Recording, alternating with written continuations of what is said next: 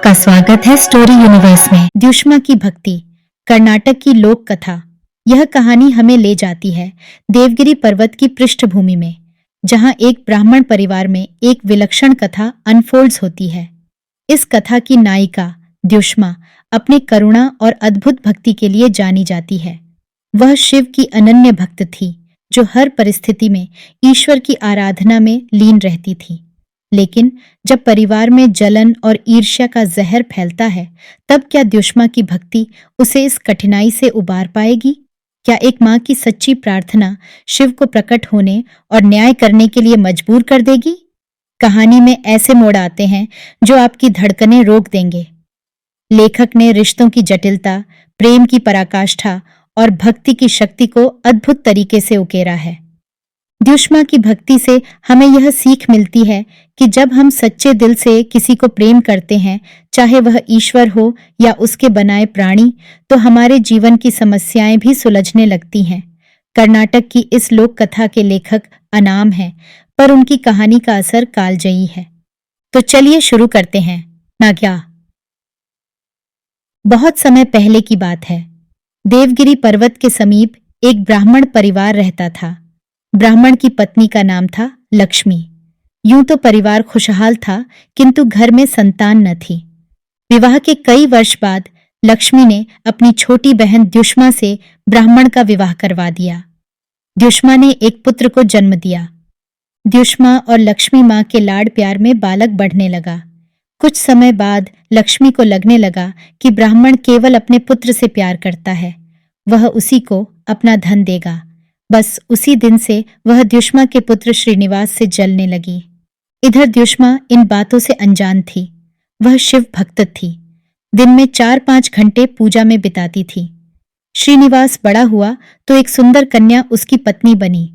द्युष्मा का पूजा पाठ और भी बढ़ गया। लक्ष्मी को एक दिन अपनी जलन मिटाने का अवसर मिल ही गया। श्रीनिवास नदी पर नहाने गया था। वह लौटा तो लक्ष्मी रोते रोते बोली, तुम्हारी पत्नी कुएं में गिर गई। श्रीनिवास ने जो ही कुएं में झांका तो लक्ष्मी ने उसे धक्का दे दिया।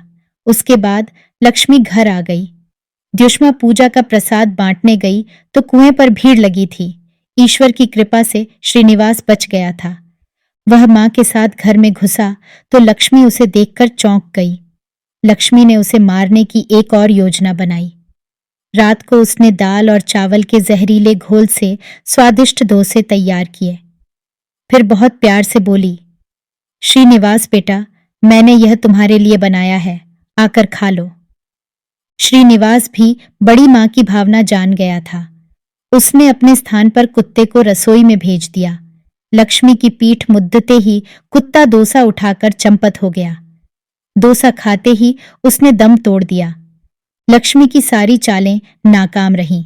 तब उसने गुस्से में आकर पुत्र पर मूसल से वार किया। श्रीनिवास का सिर बुरी तरह घायल हो गया और वह बेहोश हो गया। द्युष्मा अपने पूजा के कमरे में थी। शिवजी से लक्ष्मी की क्रूरता देखी न गई। वह प्रकट हुए और उसे शाप देने लगे। द्युष्मा सब कुछ जान गई थी, फिर भी उसने शिवजी से बहन के प्राणों की भीख मांगी। शिवजी उसके दयालु स्वभाव और करुणा से अत्यधिक प्रसन्न हुए और बोले, द्युष्मा, तुम जैसे व्यक्तियों से ही संसार में धर्म जीवित है। तुम्हारा पुत्र श्रीनिवास भला चंगा हो जाएगा। मैं लक्ष्मी को भी क्षमा करता हूँ। तुम्हारी अखंड भक्ति के कारण आज से यह स्थान द्युष्मेश्वर कहलाएगा। सबने आंखें बंद कर प्रणाम किया तो शिवजी ओझल हो गए। श्रीनिवास भी यूं उठ बैठा मानो नींद से जागा हो। लक्ष्मी के मन का मैल धुल चुका था। पूरा परिवार पुण्य खुशी खुशी रहने लगा। वास्तव में मानव का मानव से सच्चा प्रेम हो ईश्वर भक्ति है। तुम उसके बनाए प्राणियों से प्रेम करो, वह तुम्हें अपनाएगा। आशा करते हैं कि यह कहानी आपको बहुत पसंद आई होगी। ऐसी और कहानियां सुनने के लिए जुड़े रहिए हमारे चैनल स्टोरी यूनिवर्स के साथ। धन्यवाद।